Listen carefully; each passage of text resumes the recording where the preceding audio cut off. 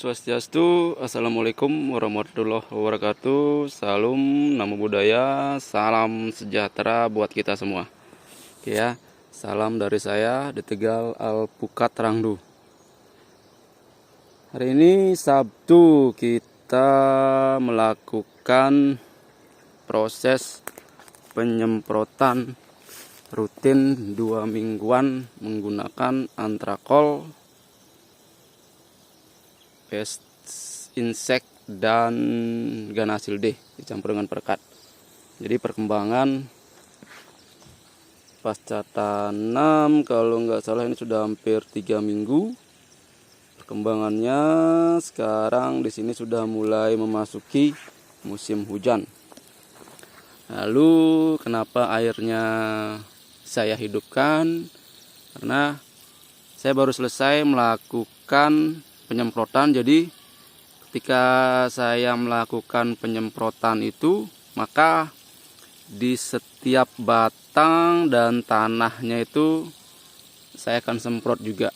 Jadi saya penuhi, saya isi air sekarang dan biar meresap ke dalam, karena musim hujan kita takutnya banyak terjadi pertumbuhan jamur. Jadi kita mengatasinya di awal, untuk mencegah terjadinya mungkin ada jamur atau penggerek batang karena kelembaban tanah di musim hujan ini. Jadi ini perkembangan pohon alpukat aligator yang saya tanam hampir 3 minggu yang lalu ya.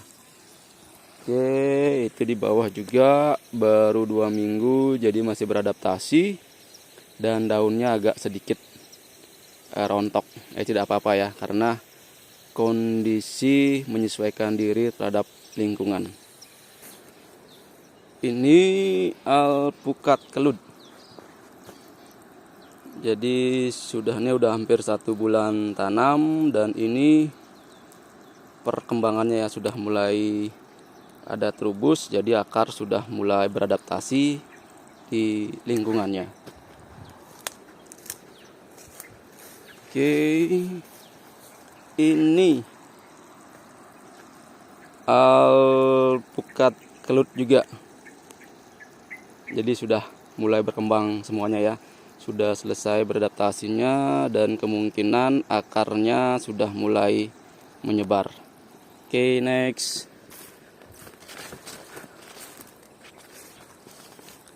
Kelut juga rata-rata sudah mulai ini ya, sudah mulai berkembang, sudah mulai beradaptasi.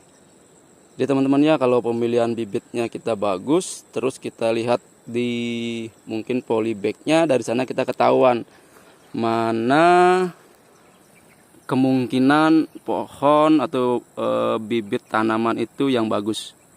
Jadi kalau misalnya kita beli dalam polybag, terus polybagnya kecil dan batangnya ini sudah tua ya, batangnya sudah tua berwarna kecoklatan, teman-teman harus hati-hati, karena kemungkinan pohon itu dia stres. Jadi karena stres, batangnya itu menjadi berwarna coklat.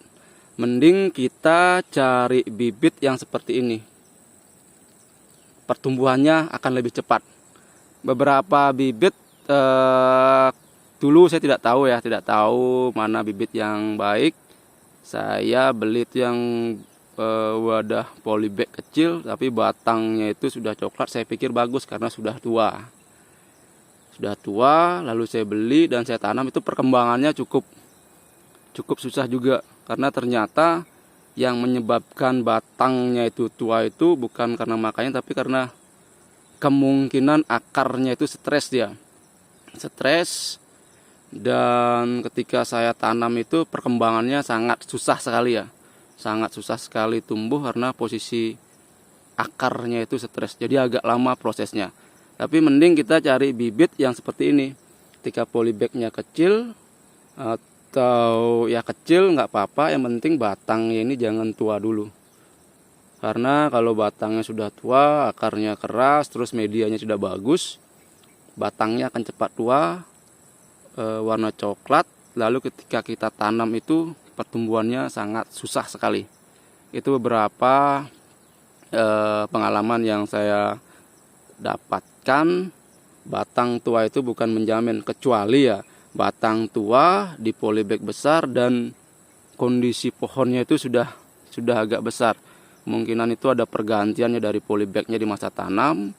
Ketika sudah cukup, mereka ganti lagi dengan media yang lebih bagus, terus ganti lagi. Nah, itu masih mending ya daripada polybagnya kecil, tanamannya kecil tapi batangnya dia sudah tua. Itu akan sangat sulit sekali untuk berkembang.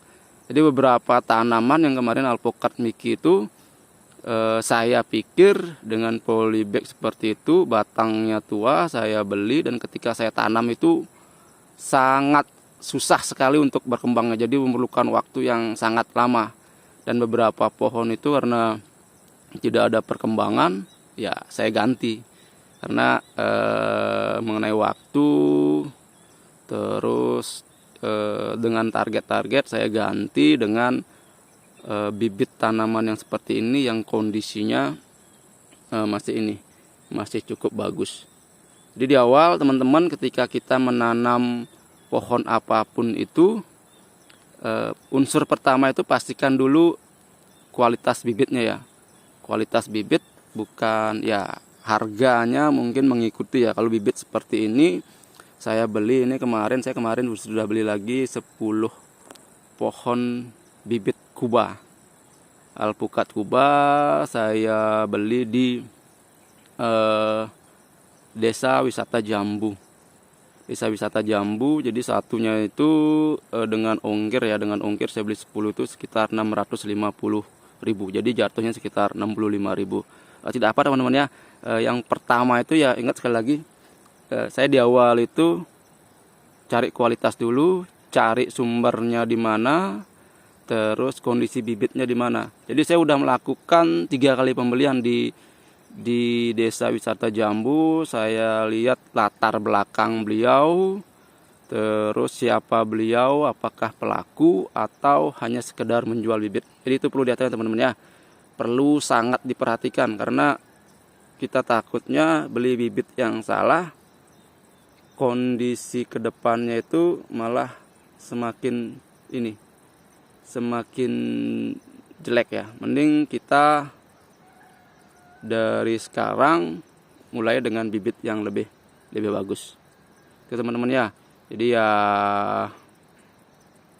nggak apa-apa kita membeli bibit yang kemungkinan sedikit lebih mahal, tapi dengan kondisi dan kualitasnya bagus. Rata-rata yang saya beli dari beliau Bapak Agus di Desa Wisata Jambu itu semua bibitnya sangat luar biasa. Perkembangannya bagus, terus dia tuh masuk masuk kategori lah. Kualitas bibitnya kita pasti membelinya. Bahwa kalau kita memesan Kuba itu misalnya dia akan memang asli gitu, bukannya asli, saya kurang tahu asli tidaknya, tapi mereka selalu melabelnya, bahwa ini alpukat kelut, alligator atau Markus atau yang lainnya. Yang pertama, sekali lagi ingat bahwa kita menanam ini untuk jangka panjang, terus untuk waktu yang cukup lama. Pastikan di awal itu bibit yang kita tanam itu kualitasnya terus memang asli dia ya. Memang asli seperti apa, karena kita tahu sendiri bahwa alpukat ini untuk mengetahui hasilnya seperti apa, kita membutuhkan waktu kemungkinan sekitar 3 tahunan.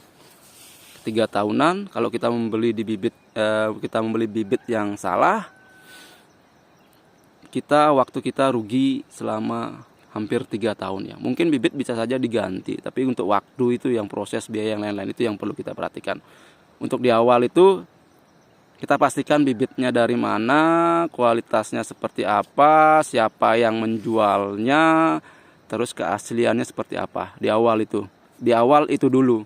Kalau toh nanti ketika 3 tahun hasilnya belum sesuai ya nggak apa-apa, kita riset di awal dulu.